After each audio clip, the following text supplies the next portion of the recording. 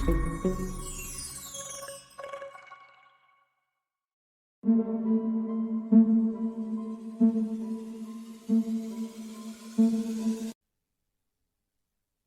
Students, welcome to S2 classes. Students, हम लोग retirement of a partner का chapter कर रहे थे और इलस्ट्रेशन नंबर 15 तक हमने क्वेश्चन समझ लिए हैं। अच्छे से समझ में आ गया होगा आपको कि गुडविल का टॉपिक हमने सीखा था और रेशोज से रिलेटेड टॉपिक, दो टॉपिक हमने अभी तक डिस्कस किए हैं।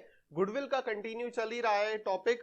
इलस्ट्रेशन नंबर 16 भी जो है वो गुडविल से रिलेटेड ही है और बहुत अच्छा क्वेश्चन है, बहुत इंपॉर्टेंट क्वेश्चन है, अलग ही क्वेश्चन है, तो इसको समझना बहुत जरूरी है। इसमें कुछ अलग नई टेक्निक हो रही है, ठीक है। ये एक इस सिलेबस के अंदर 2022 की बुक के अंदर एक नया क्वेश्चन हमारे सामने आया है। क्या लिखा हुआ है? A B C are partner sharing profit in the ratio 4:3:1। A B C तीन पार्टनर है, तीनों का ओल्ड रेशो दिया हुआ है 4/8 रेशो 3/8 रेशो 1/8। ये इनका ओल्ड रेशो दिया हुआ है। बी रिटायर्स, बी को रिटायर कर दिया, giving his share to of profit to A and C for 8,100 rupees. जो बी रिटायर हो रहा है उसने अपने प्रॉफिट का शेयर जो है, उसका शेयर कितना है? 3/8 शेयर है। उसने अपना शेयर ए और सी को दिया, सरेंडर किया। तो ए और सी ने बदले में उसको टोटल अमाउंट 8,100 रुपीज किसको दे दिया? बी को दे दिया। अब 8,100 में ए का अमाउंट कितना है, बी का अमाउंट कितना है? तो ए का अमाउंट है 3,600 और सी का अमाउंट है 4,500। ए और सी दोनों मिलके किसको पैसा दे रहे हैं? बी को पैसा दे रहे हैं। तो अब आप बोलेंगे कि ये किस चीज के पैसे ले रहा है?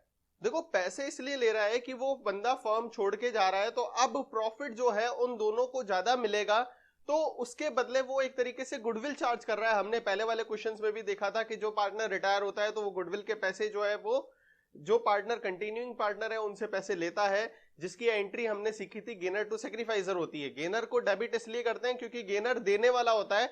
अगर कभी भी पार्टनरशिप के अंदर कोई भी पार्टनर पैसे देता है तो उसके अपन कैपिटल अकाउंट को डेबिट करते हैं। तो इसी तरीके से इसमें भी ए और सी जो है वो गिवर पार्टनर है, इसीलिए उनको डेबिट करेंगे तो एंट्री हो जाएगी S capital account debit, seize capital account debit. किसको दे रहे हैं? बी को दे रहे हैं, तो टू बीस कैपिटल। अब ए कितना देगा? 3,600 रुपीज। सी कितना दे रहा है? 4,500 रुपीज। टोटल बी को कितना मिल जाएगा? 8,100 रुपीज शेयर मिल जाएगा। अब ये कैसे देंगे? इन कैश दे रहा है तो कैश में देंगे, तो हम लोग यहाँ पर ध्यान से समझेंगे। ए और सी पैसा फर्म के अंदर देंगे तो एंट्री हो जाएगी cash account debit to S capital to C's capital. 3,600 and 4,500 rupees cash जो है वो देंगे। टोटल फर्म के अंदर 8,100 रुपए आ जाएंगे और वो पैसे किसको दे दिए जाएंगे? बी को दे दिए जाएंगे। तो इसलिए एंट्री करेंगे 20 capital account debit to cash, ठीक है। ये बंदा अपना शेयर सेल कर रहा है, प्रॉफिट शेयर, इसलिए 8,100 रुपीज इसको कैश बी को मिल जाएंगे, ठीक है।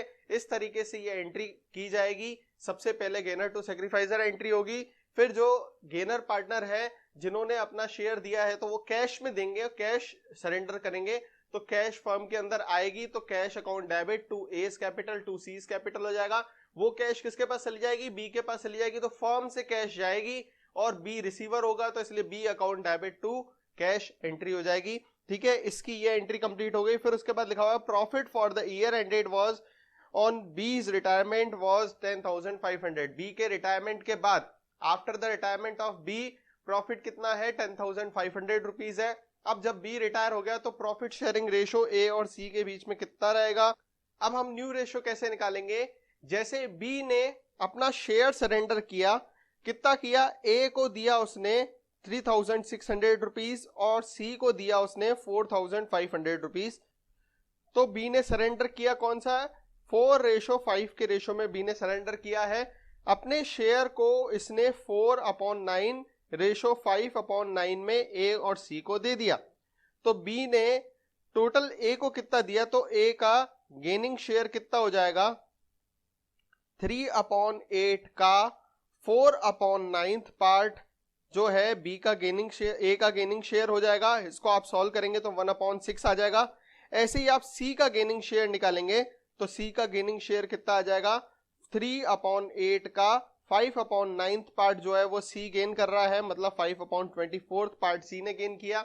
अब अगर न्यू रेशो निकालना है तो ए का न्यू रेशो कैसे निकालेंगे, न्यू रेशो ऑफ ए, तो ए का ओल्ड रेशो कितना था 4/8, उसमें गेन कितना कर रहा है ये 1/6, दोनों को ऐड कर देंगे तो टोटल ए का न्यू रेशो कितना हो जाएगा 2/3। तो ऐसे ही आप सी का न्यू रेशो निकालेंगे तो न्यू रेशो ऑफ सी का ओल्ड रेशो कितना था, सी का ओल्ड रेशो था 1/8, सी ने गेन कितना किया, सी ने गेन किया 5/24, इसको आप सॉल्व करेंगे तो 1/3 जो है सी का न्यू रेशो आ जाएगा। मतलब ए और सी का न्यू रेशो कितना हो जाएगा 2:1, 2/3:1/3। ठीक है, ध्यान रखना ये चीज। बी का टोटल था 8,100 रुपीज, टोटल शेयर था बी का, उसने 8,100 में से ए को कितना दिया 3,600 रुपीज और सी को कितना दिया 4,500 रुपीज। हमने दोनों का रेशो निकाला तो 4:5 में ए और सी को बी ने अपना हिस्सा दिया है। तो बी का शेयर कितना है, ओल्ड रेशो था 3/8, तो 3/8 का 4/9 पार्ट ए को दे दिया, 3/8 का 5/9 पार्ट सी को दे दिया। तो ए ने गेन कितना किया, ए ने गेन किया 1/6 और सी ने गेन किया 5/24। तो जो गेन किया वो ओल्ड रेशो में ऐड कर देंगे तो इनका न्यू रेशो आ जाएगा।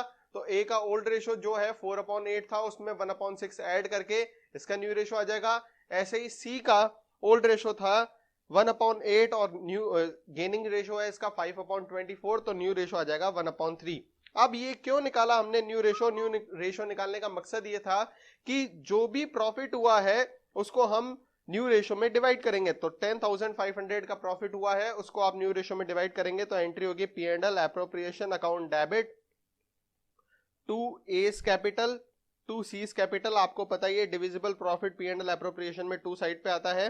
10,500 रुपए का प्रॉफिट है वो 2:1 में डिस्ट्रीब्यूट करेंगे तो 7,000 एंड 3,500 रुपीज जो है वो ए और सी को प्रॉफिट मिल जाएगा।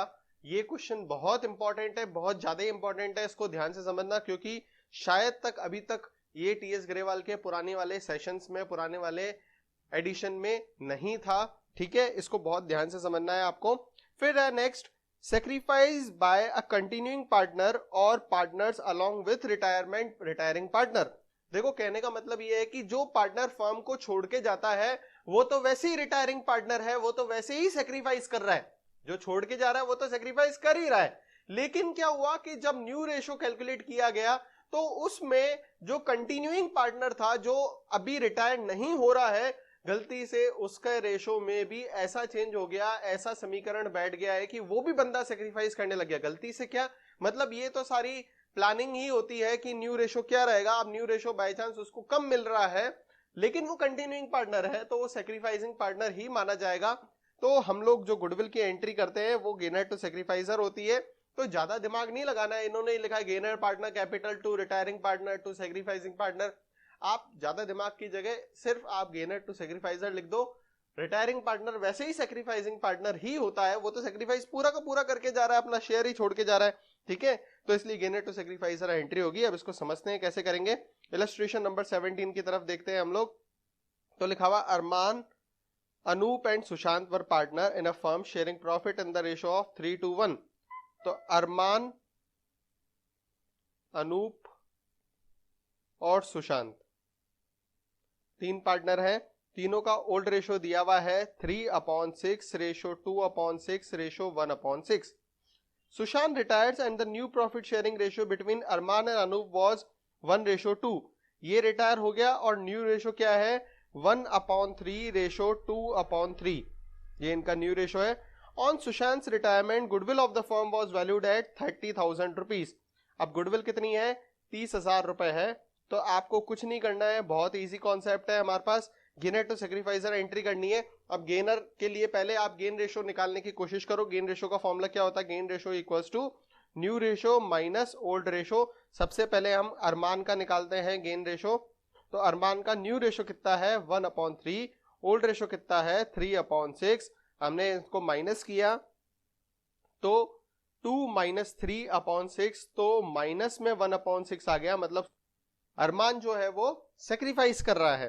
अब हम अनूप का देखते हैं। तो अनूप ने न्यू रेशो कितना है 2/3 माइनस ओल्ड रेशो कितना था 2/6, मतलब 4 माइनस 2/6 मतलब 2/6 इसका गेन रेशो है। ठीक है, फिर सुशांत तो वैसे ही छोड़ के जा रहा है फर्म को, तो इसका ओल्ड रेशो तो न्यू रेशो तो 0 हो जाएगा, 0 माइनस 1/6, तो ये वैसे ही जो है सेक्रीफाइस करेगा, माइनस में 1/6 आ गया तो ये सेक्रीफाइस कर रहा है। मतलब दो पार्टनर सेक्रीफाइस कर रहे हैं, एक तो अरमान और दूसरा सुशांत। ठीक है, तो दोनों सेक्रीफाइसिंग पार्टनर को हम लोग क्रेडिट करेंगे तो एंट्री होगी gainer to sacrificer. Gainer partner एक ही है अनूप, तो एंट्री हो जाएगी Anup account debit to Arman to Sushant. ठीक है, Anup capital account debit to Arman capital to Sushant capital. अब गुडविल है 30,000 रुपीज, तो इसमें पूरा 30,000 का 2/6 पार्ट तो डेबिट करेंगे, तो 2/6 पार्ट डेबिट करेंगे तो 10,000 रुपीज आ जाएगा। और ए और एस में 1/6 और 1/6 क्रेडिट करेंगे तो 5,000 एंड 5,000 रुपीज क्रेडिट हो जाएगा। तो एंट्री बनेगी Anup account debit to Arman to Sushant 10,000 5,000 5,000। अब हम नेक्स्ट क्वेश्चन करते हैं। ये जो नेक्स्ट टॉपिक है हिडन गुडविल से रिलेटेड टॉपिक है। इसमें लिखा हुआ है कि कई बार हमारे को जो पार्टनर इनकमिंग पार्टनर होता है या जो रिटायरिंग पार्टनर होता है, अभी रिटायरिंग वाला चैप्टर है तो रिटायरिंग पार्टनर होगा, तो उस टाइम पे गुडविल कैलकुलेट करके नहीं दी हुई होती कि goodwill of the firm is this, ये नहीं दिया हुआ है, तो हमारे को हिडन गुडविल होती है और उस हिडन गुडविल को कैलकुलेट करते हैं हम लोग। तो किस तरीके से कैलकुलेट करते हैं वो देखते हैं। तो लिखा हुआ है अमल, Vicky and Chandu are partner in a firm sharing profit in the ratio 1:3। तो A, B, C तीन पार्टनर है, तीनों का ओल्ड रेशो दिया हुआ है 1/6 ratio 2/6 ratio 3/6। Chandu retires and his capital after making adjustment for reserves and gains on the revaluation is 2,20,000 rupees. Chandu को retire किया, उस टाइम पे चंदू की कैपिटल कितनी थी, तो चंदू कैपिटल कितनी थी 2,20,000 रुपीज थी। तो चंदू की कैपिटल थी 2,20,000 रुपए और ए और बी ने डिसाइड किया कि उसको 2,50,000 रुपए फुल सेटलमेंट में देंगे, तो उसको 2,50,000 रुपीज दिए जा रहे हैं, जबकि उसकी कैपिटल कितनी है 2,20,000 रुपीज है। अब जिसकी जितनी कैपिटल होगी उसको उतने ही रुपए देने चाहिए ना, 30,000 रुपए एक्स्ट्रा किस चीज के दे रहे हैं, तो 30,000 रुपए एक्स्ट्रा जो है वो गुडविल के दिए जा रहे हैं। तो ये हिडन गुडविल को इस तरीके से कैलकुलेट किया जाता है कि उसका शेयर बनता कितना है और उसको पैसे कितने दे रहे हैं, इन दोनों का डिफरेंस जो है वो गुडविल कहलाती है। तो गुडविल हो गई 30,000 रुपीज। फिर आगे बोल रहा है कि pass the necessary journal entries, new profit sharing ratio है 1:3। तो यहाँ पर 1/4 रेशो 3/4 इनका न्यू रेशो है। अब सबसे पहले आप गेन रेशो निकालते हो, तो गेन रेशो का फॉर्मूला होता है new ratio minus old ratio. A का न्यू रेशो है 1/4 माइनस 1/6, हम इसको सॉल्व करेंगे तो 1/12 ए का गेन रेशो आ जाएगा। फिर ऐसे ही आप बी का गेन रेशो निकालेंगे तो बी का न्यू रेशो है 3/4, ओल्ड रेशो है 2/6, इसको सॉल्व करेंगे तो 5/12 जो है वो बी का गेन रेशो है। और सी तो सेक्रीफाइस कर रहा है, कितना सेक्रीफाइस कर रहा है 3/6 सेक्रीफाइस कर रहा है। ठीक है, तो 3/6 सेक्रीफाइस कर रहा है, आप चाहो तो 6/12 भी बोल सकते हो, बात एक ही है। ठीक है, तो ये सेक्रीफाइसिंग रेशो है इसका। तो एंट्री क्या होगी 30,000 की एंट्री हो जाएगी गेनर टू सेक्रीफाइजर। तो गेन कौन कर रहा है, तो गेन कर रहा है ए और बी गेन कर रहा है, तो A capital account debit, B capital account debit to C capital. तो सी में तो 30,000 की गुडविल आ जाएगी। फिर उसके बाद ए और बी जो है उसको 1:5 में डिवाइड करेंगे, 30,000 को तो 1:5 में डिवाइड करेंगे तो 5,000 और 25,000 जो है वो ए और बी का सेक्रीफाइसिंग गेन रेशो में हम लोग इसको अमाउंट को डिवाइड कर देंगे। ठीक है, अब हमारा टॉपिक कंप्लीट हो गया है, गुडविल से रिलेटेड सारे एडजस्टमेंट्स कंप्लीट कर लिए हैं। तीसरा टॉपिक जो है revaluation of assets and reassessment of liabilities का टॉपिक स्टार्ट कर रहे हैं। और आपको पता ही है, आपने एडमिशन वाले चैप्टर कंप्लीट किया है और एडमिशन वाले चैप्टर में आपने सारी चीजें सीखी थी, तो सेम वैसी की वैसी एडजस्टमेंट जो है वो रिटायरमेंट के चैप्टर में भी है, कोई ज्यादा चेंज नहीं है। आपने रिवैल्यूएशन की जो एंट्री सीखी थी वही सारी एंट्रीज इस वाले चैप्टर के अंदर भी है। अगर असेट्स इंक्रीज होती है तो assets account debit to revaluation, liabilities increase होती है तो revaluation account debit to liabilities. अगर असेट्स डिक्रीज होती है तो revaluation to assets, liabilities decrease होती है तो liability to revaluation, unrecorded assets को बुक के अंदर रिकॉर्ड करते हैं तो unrecorded assets account debit to revaluation, unrecorded liability को बुक के अंदर रिकॉर्ड करते हैं तो revaluation account debit to unrecorded liability. Naturally आप रिटायरमेंट वाला चैप्टर सीख रहे हैं तो आपने एडमिशन वाला चैप्टर तो सीखा ही होगा, ठीक है। तो इसीलिए इस एंट्रीज के अंदर इन जो भी एंट्रीज है इन सब में आपको कोई ज्यादा परेशानी नहीं आनी चाहिए, क्योंकि ये सारी की सारी रिवीजन है एक तरीके से, सेम वही कॉन्सेप्ट है, कोई बड़ी बात नहीं है। और रिवैल्यूएशन का प्रॉफिट या लॉस जो भी होता है उसको हम ओल्ड पार्टनर्स में ओल्ड रेशियो में डिस्ट्रीब्यूट करते हैं, तो एंट्री हो जाएगी revaluation account debit to old partners capital. अगर प्रॉफिट होता है तो ओल्ड रेशियो में डिस्ट्रीब्यूट करते हैं, और अगर लॉस होता है तो old partners capital account debit to revaluation. देखो इसमें ऑल वर्ड्स को यूज करते हैं, अगर रिटायरमेंट वाला चैप्टर होता है तो उसमें ओल्ड की जगह ऑल वर्ड्स को यूज किया जाता है, बाकी कोई बात नहीं है। न्यू पार्टनर्स की जगह पे हम लोग कंटिन्यूइंग पार्टनर का यूज करते हैं, तो और जो पार्टनर छोड़ के चला जाता है उसको रिटायरिंग पार्टनर बोलते हैं। तो नाम चेंज है, कर्म वही है, काम वही है, ठीक है। एक लड़की के 2 नाम 3 नाम होते हैं, ठीक है। सिंधियों के अंदर हमारे कास्ट में जब कोई शादी होती है तो शादी से पहले अलग नाम, शादी के बाद दूसरा नाम, फिर घर में तीसरा नाम बुलाते हैं, तो इससे कोई उनका काम थोड़ी ना बदल जाता है, काम तो वही रहता है। तो इसी तरीके से इसका रिवैल्यूएशन का जो भी हम लोग प्रॉफिट या लॉस है ओल्ड रेशियो में डिस्ट्रीब्यूट करते हैं, आप उसको ऑल लिखो तो बात एक ही है, कोई फर्क नहीं पड़ता है, सेम ही होता है। इलस्ट्रेशन नंबर 19 करते हैं। क्या लिखा हुआ है? Balance sheet of Deepika, Jyotika, Alia sharing profit in the ratio 5:3:2। अब ये 5:3:2 में दीपिका, ज्योतिका और आलिया 3 पार्टनर हैं, तीनों प्रॉफिट शेयर करते हैं, ठीक है। कौन से रेशो में करते हैं? 5:3:2 में करते हैं, ठीक है। तो इनका ओल्ड रेशो हमारे सामने दिया हुआ है 5/10 रेशो 3/10 रेशो 2/10, ये इनका ओल्ड रेशो हमारे सामने गिवन है। अब क्या है, बोल रहा है कि Jyotika retired from the firm, Deepika Alia decided to share profit in the ratio 3:1। J retire हो गया और न्यू रेशो जो है वो इनका 3/4 रेशो 1/4 इनका न्यू रेशो हो गया। Following adjustments are agreed, following adjustments हैं, ये सारे एडजस्टमेंट करने हैं हमारे को, ठीक है, अभी करेंगे, कोई दिक्कत नहीं है।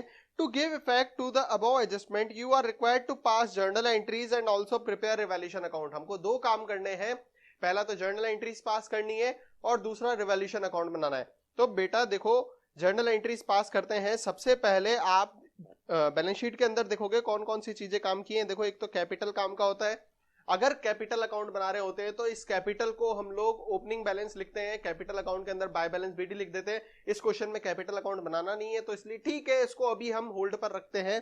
दूसरी चीज काम की क्या होती है? कैश अकाउंट काम का है, अगर कैश अकाउंट बनाते हैं तो उसमें टू बैलेंस बीडी चला जाता है।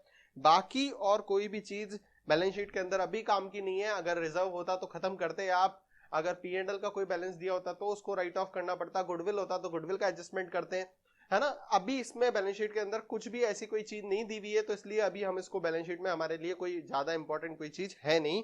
डायरेक्ट ही एडजस्टमेंट काम का है। सबसे पहला एडजस्टमेंट लिखा हुआ है, debtor of 1100 be written off as it is no longer receivable. तो बोल रहे हैं debtor of 1100 be written off as bad debts, एक तरीके से बैड डेब्ट्स हो गया कि भाई आगे उससे पैसे नहीं मिलने हैं।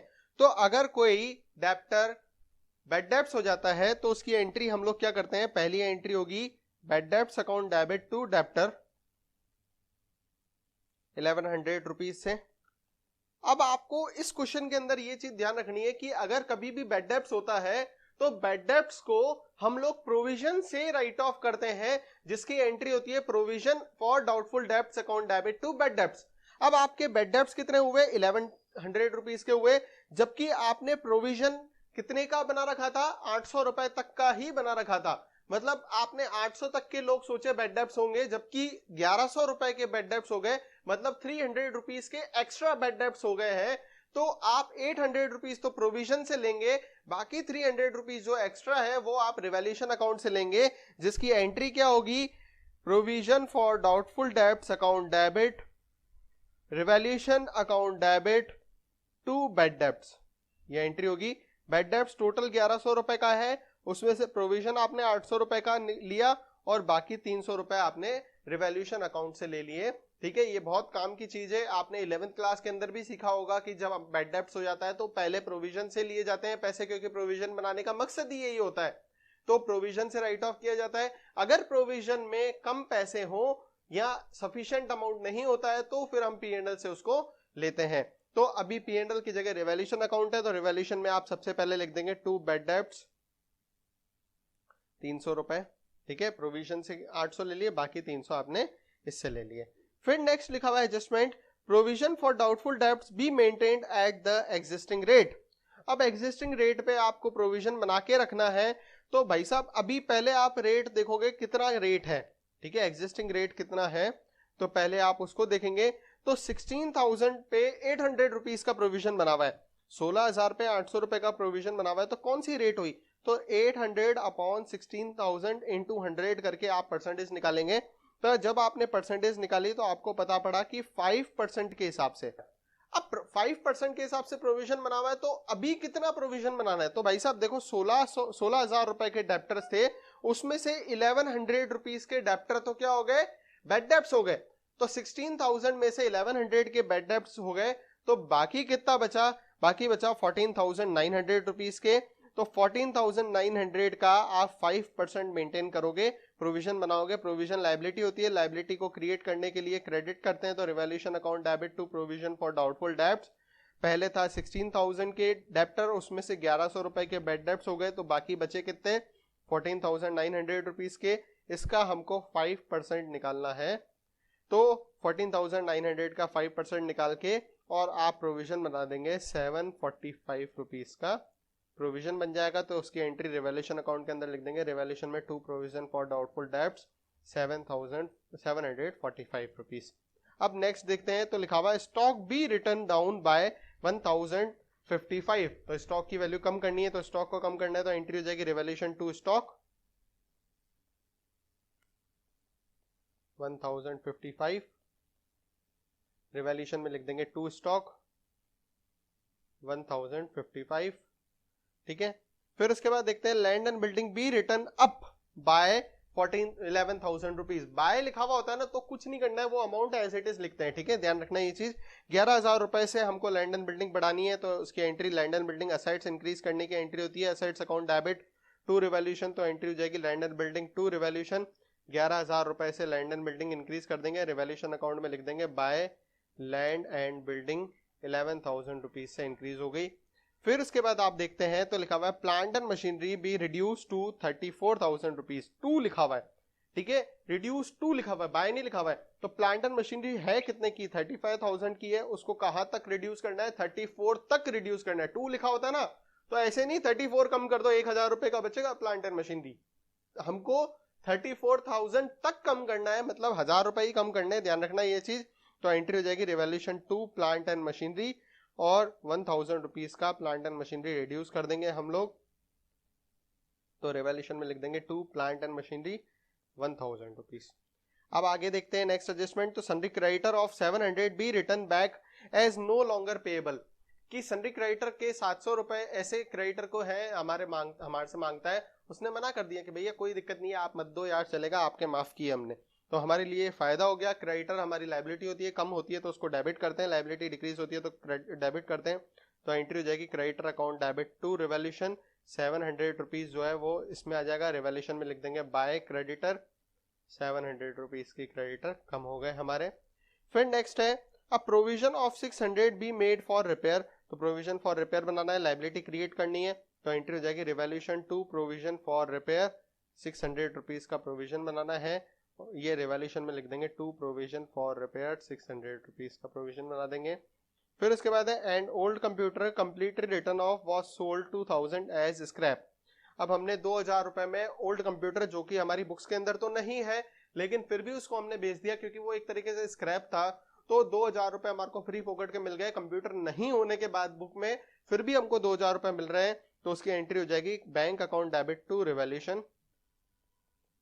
अगर कोई पैसे ऐसे मिल जाते हैं जो फ्री पॉकेट के मिल रहे हैं, तो उसको हम bank account debit to revaluation कर देते हैं, तो बाय बैंक 2,000 रुपीज लिख देंगे। फिर उसके बाद नेक्स्ट है firm had to pay 5,000 to an employee injury in an accident. अब एम्प्लॉय को कंपनसेशन देना है, हमारे को एक्सीडेंट हो गया है, उसको हमने 5,000 रुपए पे किए, तो जब पे करना पड़ता है और कोई अकाउंट नहीं होता है तो रिवैल्यूएशन टू बैंक कर देते हैं, सीधा 5,000 रुपीज का पेमेंट कर रहे हैं। ठीक है। रिवैल्यूएशन अकाउंट के अंदर आप लिख देंगे टू बैंक 5000 रुपीज। फिर अब नेक्स्ट देखते हैं, तो लिखा हुआ है unrecorded machinery valued at 10,000 is to be recorded. Unrecorded assets को हमको रिकॉर्ड करना है बुक के अंदर, तो उसकी एंट्री होती है machinery account debit to revaluation. तो हम लोग एंट्री कर देंगे machine account debit to revaluation 10,000 rupees. Revaluation में लिख देंगे बाय मशीनरी 10,000 रुपीज। अब आपको कुछ नहीं करना है, रिवैल्यूएशन अकाउंट को बंद करना है। रिवैल्यूएशन अकाउंट का दोनों साइड का टोटल लगाएंगे, तो जो बाय साइड का टोटल है वो आ रहा है 23,700 रुपीज। देते हैं बैलेंसिंग फिगर, टू साइड पे आ रहा है, तो to profit transfer to capital account in old ratio. Balancing figure से अमाउंट आ जाएगा, कितना आ जाएगा 15,000 रुपीज अमाउंट आ जाएगा। 8,700 रुपीज का जो है वो अमाउंट था, बैलेंसिंग फिगर से 15,000 रुपीज आ गया। ये जो है ए बी सी में डिस्ट्रीब्यूट हो जाएगा। 532 है ओल्ड रेशो, तो ओल्ड रेशो में डिस्ट्रीब्यूट कर देंगे हम लोग। तो 532 में आप डिस्ट्रीब्यूट करेंगे 7,500, 4,500 and 3,000 rupees A B C में प्रॉफिट डिस्ट्रीब्यूट हो जाएगा। और ये प्रॉफिट रिवैल्यूएशन से निकल के कैपिटल अकाउंट के अंदर ट्रांसफर हो जाएगा अगर कैपिटल अकाउंट बनाते हैं तो। अब हम नेक्स्ट टॉपिक को देख रहे हैं। नेक्स्ट टॉपिक का नाम है when assets and liabilities are not shown at their revised value. कहने का मतलब ये है कि असेट्स और लायबिलिटीज की वैल्यूएशन में चेंज हुआ, कोई असेट्स बढ़ी, कोई लायबिलिटीज बढ़ी, कोई असेट्स कम हुई, ऐसे करके वैल्यूएशन तो चेंज हुई, लेकिन हम उस वैल्यूएशन को बुक के अंदर रिकॉर्ड नहीं करना चाह रहे हैं। हम उसको ऊपर ऊपर से निपटा कर और देख रहे हैं कि कितना प्रॉफिट या लॉस हो रहा है, और वो प्रॉफिट या लॉस पार्टनर्स आपस में कैपिटल के थ्रू एडजस्टमेंट करें। अगर कोई भी पार्टनर कैपिटल के थ्रू एडजस्टमेंट किसी भी चीज का करते हैं तो उसकी एंट्री गेनर टू सैक्रिफाइसर होती है। अब हमको ये देखना है कि पॉजिटिव इफेक्ट आ रहा है या नेगेटिव इफेक्ट आ रहा है। ये सेम टॉपिक एडमिशन वाले चैप्टर में भी था। पॉजिटिव इफेक्ट होता है तो एंट्री करते हैं गेनर टू सैक्रिफाइसर, अगर नेगेटिव इफेक्ट होता है तो एंट्री करते हैं सैक्रिफाइसर टू गेनर। तो अब हम देखेंगे, तो अगर असेट्स बढ़ती है तो उसको हम प्लस में लिखते हैं, अगर लायबिलिटीज कम होती है तो भी उसको हम प्लस में लिखते हैं, असेट्स कम होती है तो माइनस में लिखते हैं, और लायबिलिटीज बढ़ती है तो भी माइनस में लिखते हैं। और हम देखते हैं कि हमारा नेट इफेक्ट कितना आ रहा है। जो भी नेट इफेक्ट आएगा उसकी हम एंट्री क्या करेंगे, गेनर टू सैक्रिफाइसर कर देंगे। अगर हमारा प्रॉफिट हो रहा है मतलब पॉजिटिव इफेक्ट आ रहा है तो, अगर हमारा लॉस हो रहा है तो हम एंट्री कर देंगे सैक्रिफाइसर टू गेनर। ठीक है, जैसे कि ये क्वेश्चन आपके सामने लिखा हुआ है, Amit, Sumit and Jatin were sharing profit and losses in the ratio 5:3:2। अब तीन पार्टनर है ए, एस और जे, तीनों का ओल्ड रेशो दिया हुआ है 5/10, रेशो 3/10, रेशो 2/10। फिर बोल रहे हैं Jatin retired and Amit and Sumit decided to continue the firm in the profit sharing ratio equally. J को तो रिटायर कर दिया और इनका न्यू रेशो कितना हो गया 1/2, रेशो 1/2 हो गया। ठीक है, तो after Jatin retirement they decided to record the effect of following revaluation without affecting their book value. मतलब बुक्स में इनकी कोई एंट्री नहीं करनी है। असेट्स और लायबिलिटीज को रिवैल्यूट तो करा इन्होंने, लेकिन बुक्स के अंदर उसको नहीं लिखना। अगर बुक्स के अंदर नहीं लिखना तो हम लोगों ने बोला कि क्या करना पड़ेगा, नेट इफेक्ट निकालना पड़ेगा। तो नेट इफेक्ट कैसे निकालेंगे, लैंड एंड बिल्डिंग की वैल्यू देखो, बुक वैल्यू थी कितनी 5 लाख रुपए, और कितनी हो गई 50,000 रुपए हो गई, 5,50,000 हो गई, मतलब बढ़ गई। तो increase in land and building कितनी 50,000 रुपीज, वो प्लस हो जाएगा। फिर उसके बाद है प्लांट एंड मशीनरी की वैल्यू देखेंगे। प्लांट एंड मशीनरी थी 2,50,000 की और 240 हो गया, मतलब कम हो गया प्लांट एंड मशीनरी। तो decrease in plant and machinery 10,000 rupees, plant and machinery कम हो गई।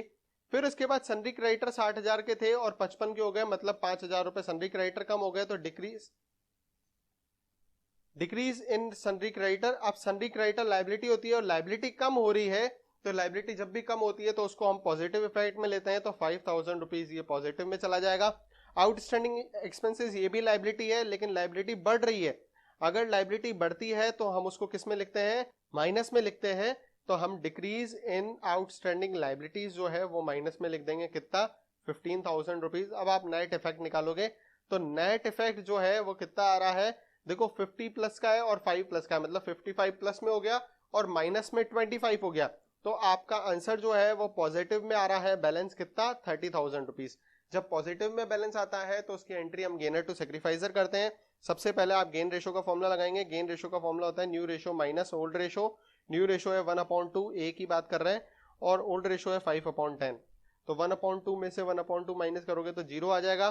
ठीक है, फिर आप इसका देखोगे एस का गेन रेशियो देखोगे तो एस का ओल्ड रेशियो था 1/, न्यू रेशियो है 1/2, ओल्ड रेशियो है 3/10। जब आप इसको सॉल्व करेंगे तो 2/10 जो है वो एस का गेन रेशियो आ जाएगा, और जे तो वैसे ही छोड़ के जा रहा है तो वो तो सेक्रीफाइजर है, तो इसका 2/10 सेक्रीफाइस कर रहा है, तो गेनर टू सेक्रीफाइजर एंट्री क्या बनेगी, एस अकाउंट डेबिट टू जे। ठीक है, तो 30,000 अमाउंट है, उसको 2/10 में डिस्ट्रीब्यूट करेंगे तो 6,000 रुपीज और 6,000 रुपीज इसका जो एडजस्टमेंट है थ्रू कैपिटल करके। और हमने बुक्स के अंदर रिवैल्यूएशन अकाउंट नहीं बनाया, बिना रिवैल्यूएशन अकाउंट बनाए ही बुक्स के अंदर असेट्स और लायबिलिटीज को रिवैल्यूड करके और आपस में ही एडजस्टमेंट कर दिया कैपिटल के थ्रू, और हमारी रिवैल्यूएशन कंप्लीट हो गई। ठीक है, तो दो तरीके हैं, एक तो बुक्स के अंदर रिकॉर्ड करोगे तब तो आप रिवैल्यूएशन अकाउंट बनाओगे और उसका प्रॉफिट और लॉस पार्टनर कैपिटल में डिस्ट्रीब्यूट करेंगे, और अगर आप बुक्स के अंदर रिकॉर्ड नहीं करते हो तो पॉजिटिव इफेक्ट है तो gainer to sacrificer, negative effect है तो सेक्रीफाइजर टू गेनर। ठीक है, अब हमारा ये टॉपिक भी कंप्लीट हो गया, revaluation and reassessment of assets and liabilities. अब आप नेक्स्ट वीडियो के अंदर adjustment of reserves and accumulated profits and losses के एडजस्टमेंट को देखोगे।